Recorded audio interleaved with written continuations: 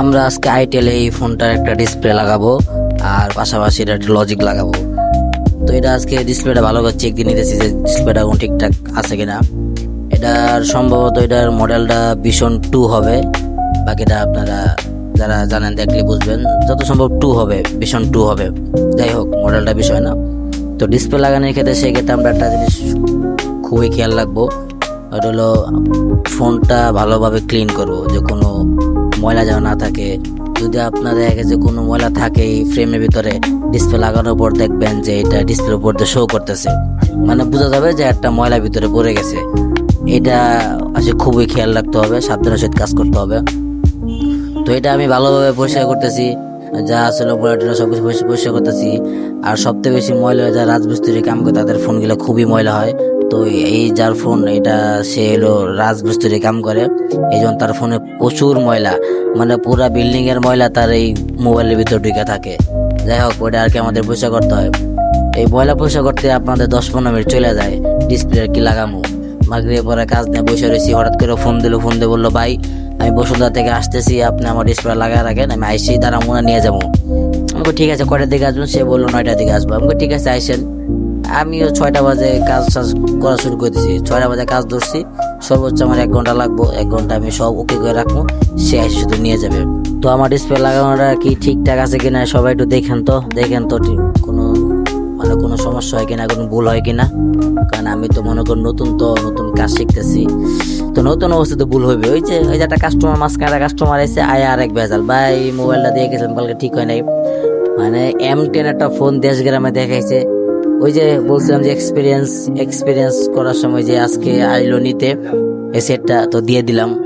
আয়া কাজের মাঝখানে ভাই ভিডিও করতেছে না, ভাই আমারটাকে ভিডিও করছেন কিনা, আমার ছেলের নাম কি, কত কাহিনী। আর কইলাম ভাই ভিডিও করতেছি, পরে কথা কই, আর আপনার ফোন নিয়ে যান, নিয়ে বাসা যান।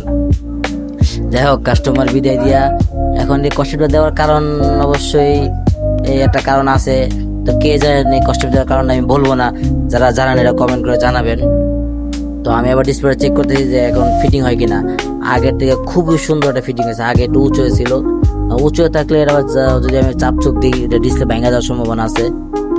এই জন্য আমি ভালো করে লাগায় দেখলাম যে আগের থেকে ভালো ফিটিং হয়েছে কিনা, দেখলাম ফিটিং হয়েছে। এখন আমার চারদিকে সুন্দর করে ঘাম দিতে হবে, যেন কোথাও কোনো ঘামের কোনো ত্রুটি না হয়। ভালো করে ঘাম দিতে হবে, কম ঘাম দিলে 2 দিন পর আবার ছুটে যাবো। কাস্টমার এক ভাই কি ঘাম দিলেন, ছুটে গেল গা, তখন 2টা কথা শুনাইবো।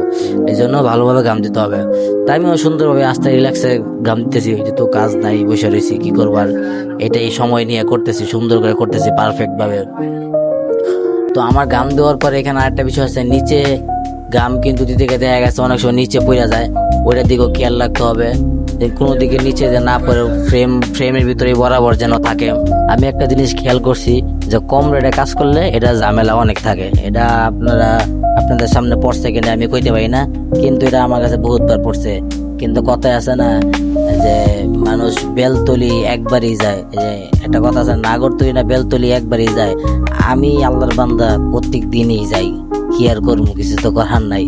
মানে আমি নিয়ত করি যে আমি এটা করবো না, তারপরেও আমার কেমনে জানি আমি কইলে আসলে কাস্টমার আয়া যদি একটা কথা কয়, আমার মনে করেন মন নরম হয়ে যায়, আমি আর ওরকম ভাবে জোর দিতে পারি না। আমি কই আচ্ছা ঠিক আছে, কিন্তু পরবর্তীতে ঝামেলা গিলা হয়, মানে কাজ করার আগে হাতে পায়ে ধরা বাকি, কাজ করার পরে যদি কোনো ভুল ত্রুটি হয় তখন তারপরে হ্যাঁ আপনি কাজ পারেন না, এটা ধরছেন কেন, হ্যাঁ কাজ পারেন না, এটা এইভাবে করছেন কেন, মানে তখন যত রকমের কথা আছে সব শুনাইবো। ভাই এর লাগে কম রেটে কাজ করা বাদ, আজকের মধ্যে কম রেটে কোনো কাজ নাই। কাজ করলে করবো, না করলে নাই, কিন্তু কম রেটে কোনো কাজ নেই। রেট যেটা ওইটাই, যদি কাজ করান তাহলে ওইটাই করাবেন, না করলে বাদ। কাস্টমারের মাঝে মাঝে বুঝাতে আমি নিজেই মাঝে মাঝে বুঝি না যে আমি যে কইতাছি, না আমি নিজেই মাঝে বুঝতেছি না যে আমি কি কইতাছি, কি এরকম ভাই কন। তো আমার ডিসপ্লে লাগানো শেষ, এখন আমি ফিটিং দিয়ে দেখতেছি যে এটা ইয়া হয় কিনা। আমি চার্জার লাগাবো, চার্জার পিন হাতে নিয়ে দিই, পিছিয়ে তো লজিকই লাগাই নাই, পরে আর কি করবো, দূর খুললে আবার নতুন করে ফিটিং দিয়ে দিই একবারে।